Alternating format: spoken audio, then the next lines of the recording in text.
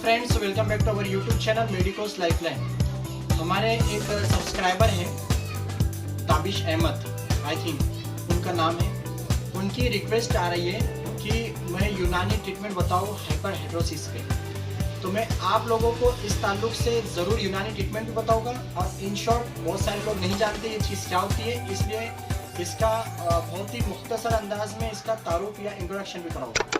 दोस्तों, हमारे चैनल पे इस तरह की बहुत सारी इन्फॉर्मेशन हम लोग अपलोड करते रहते हैं। आप लोगों की भी अगर कोई डिमांड है, किसी टॉपिक पे आप मेडिकल फील्ड से रिलेटेड मालूमात हासिल करना चाहते हैं, तो आप बिल्कुल कमेंट कीजिए, उस पर हम क्लिप बनाएंगे। दोस्तों, सबसे पहले मैं आपको बता दूं, हाइपरहाइड्रोसिस जिसको बोलते हैं हम लोग, वो क्या होता है, यानी कि पसीने का बहुत ज़्यादा आना।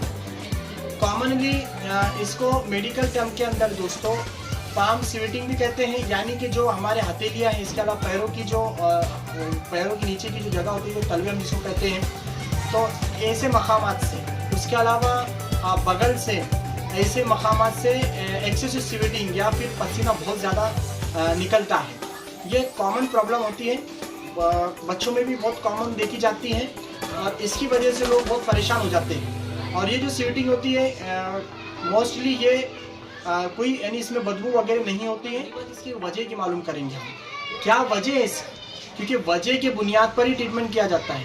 कॉज के बुनियाद पर ये मोस्टली जो है दोस्तों जेनेटिक्स होता है, ख़ानदानी होता है, जिसके ताल्लुक से हम जानते हैं ट्रीटमेंट की कोई ज़रूरत नहीं होती है। सिर्फ हमको लाइफ स्टाइल को चेंज करना होता है, कुछ तरीक़ों को चेंज करना होता है, तभी उसका ट्रीटमेंट या फिर उसका जो है तो हमको थोड़ा बहुत सोल्यूशन मिल सकता है। अगर दूसरी चीज़ों की बात करें वजह की, तो इसमें बहुत सारी वजह अलग अलग बन सकती है, लेकिन मोस्टली क्या है, जेनेटिक्स होता था।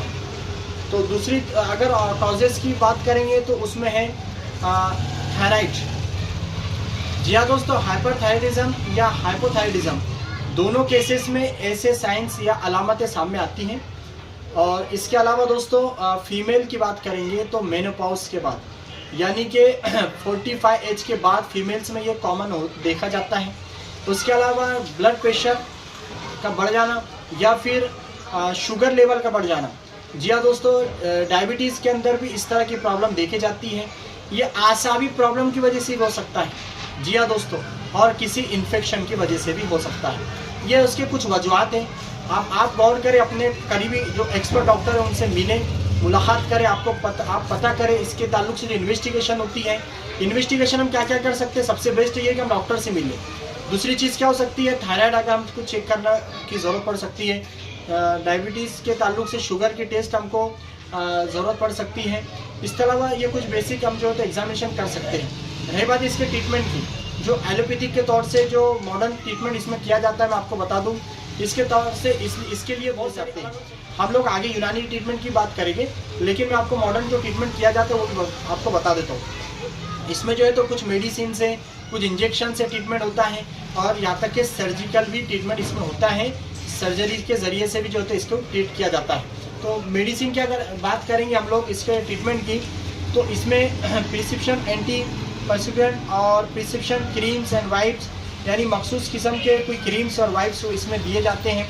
और दोस्तों नर्व ब्लॉकिंग मेडिकेशन इसमें दी जाती हैं, यानी जो नर्व्स है जो इसमें इसके ज़रिए बन रहे हैं तो उसको ब्लॉक करने की कोशिश की जाती है। साथ ही एंटी डिप्रेशन मेडिकेशन इसमें इस्तेमाल की जाती है। और इस तरह से इंजेक्शंस वगैरह में, जैसे आपको पता है, इंजेक्टर वगैरह का भी इस्तेमाल होता है, और सर्जिकल भी कुछ इसमें प्रोसीजर होती है। अब रही बात दोस्तों यूनानी प्रोसीजर की, यूनानी सिस्टम में इसका क्या ट्रीटमेंट होता है, मैं आपको बताता हूँ।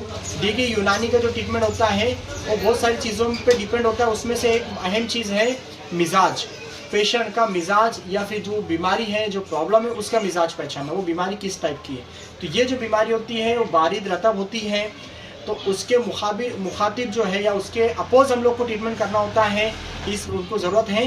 तो आप इसमें गरम खुश्क मिजाज की जो दवाइयाँ होती है, अदविया जो होती है यूनानी की, वो इस्तेमाल कर सकते हैं। तो फिर हो रही है जो जैसे कि एमिनोरिया है, डिसमेनोरिया है, इस तरह की जो प्रॉब्लम होती है, ऐसे वक्त में भी आपको जो दवाइयाँ आपको इस्तेमाल करना है, इसी मिजाज की करना है, गरम खुश्क मिजाज की इस्तेमाल करना है। जैसे कि हब्बे मुदीर के साथ साथ जो है शरबत भी आती है, शरबत मुदीर है। लेकिन याद रहे, आपको हमेशा किसी एक्सपर्ट हकीम के या यूनानी जो फिजिशियन होते हैं उनकी निगरानी में करना है इलाज यूनानी का, क्योंकि वही लोग तो आपको इसकी तमाम चीज़ें आपको बता सकते हैं। इसके अलावा आप इत्रिफल सनाई जो कि मेल फीमेल दोनों यूज़ कर सकते हैं, इत्रिफल सनाई आप यूज़ कर सकते हैं, हब्बे तिंकार इसके लिए आप यूज़ कर सकते हैं, मोमियाई का इस्तेमाल हो सकता है।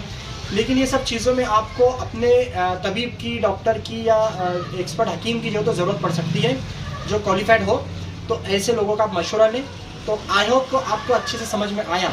इसके लिए आप और कुछ, इसके अलावा अपने जो पहनने की चीज़ें हैं वो सब चीज़ों पे आप ख्याल रखें, नेचुरल सब चीज़ें अपने खान पान डाइट वगैरह में थोड़ा सा चेंजेस करें। यही वो सब चीज़ें दोस्तों जो इसके ट्रीटमेंट के अंदर हम लोग प्रिवेंशन के तौर पर कह सकते हैं। आई होप कि आपको तमाम बातें अच्छी समझ में आई होगी, लेकिन ट्रीटमेंट के ताल्लुक से आपको ज़रूर कोई ना कोई कन्फ्यूज़न आएगा। इसके लिए आप जो है मुझको पर्सनली कांटेक्ट करें या फिर कमेंट करें। आप कमेंट के अंदर पूरी पेशेंट की हिस्ट्री बताएं कि पेशेंट की एज क्या है, क्या प्रॉब्लम होती है, मेल है, फीमेल है, कितने साल से प्रॉब्लम है, उसको सब बताएं आप, ताकि उसके ताल्लुक से मैं आपको ट्रीटमेंट बता पाऊँ। तो इस क्लिप को आपका देखने का, इस क्लिप को आपने देखे आपका बहुत बहुत शुक्रिया। चैनल को तो सब्सक्राइब ज़रूर करें, क्लिप को लाइक ज़रूर करें। Thank you very much.